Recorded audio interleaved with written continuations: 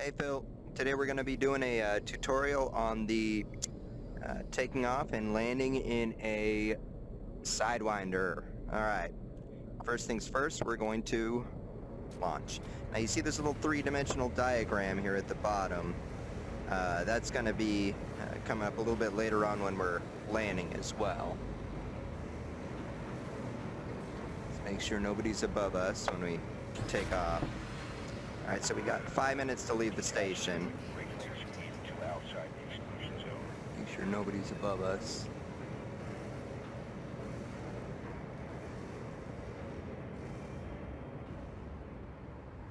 Alright, now the speed limit in here is 100. They're not going to give you a fine for going above it, but it will tell you that you're speeding.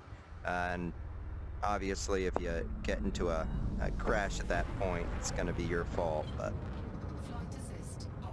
alright, so here's it as we're kind of leaving. Now I'm going to take us to a position kind of as if we had just jumped in to the system. Now as we're kind of floating over this way, I want to show you. You see the station on the sides of this little three-dimensional diagram here. You'll see these little arrows. Now as you're approaching, as long as you're locked onto the station, it'll show you the inlet, you know, where the inlet is in comparison to your position. See those arrows? So that's what you kind of look for if you come up on the station and you can't see the inlet whatsoever. All right, so we're about 12 away. That's about where we're gonna be when we jump into this. Now, here's a kind of some advice when coming in. If you're not locked onto it, you're still going to see it, right? It's going to be right there, but it's not going to have that little movable diagram. So looking at it and then selecting the select target ahead will lock onto it. You can also lock onto it from the navigation panel. You tab over to contacts, and then you'll be able to lock or unlock it. Now, when you get within, hey, there you are, you're playing. When you get within 7.5 kilometers, that's when you can request docking. At which point, they're going to give you a docking pad to come in on.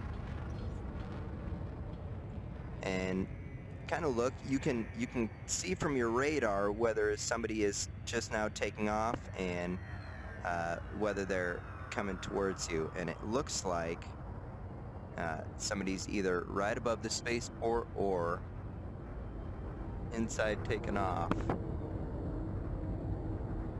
Let's see.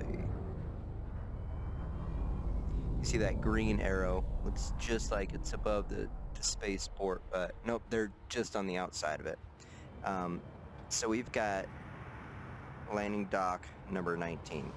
Obviously someone's coming into this landing dock too, okay? So let's just pretend like we're that guy real quick, trying to land on 22.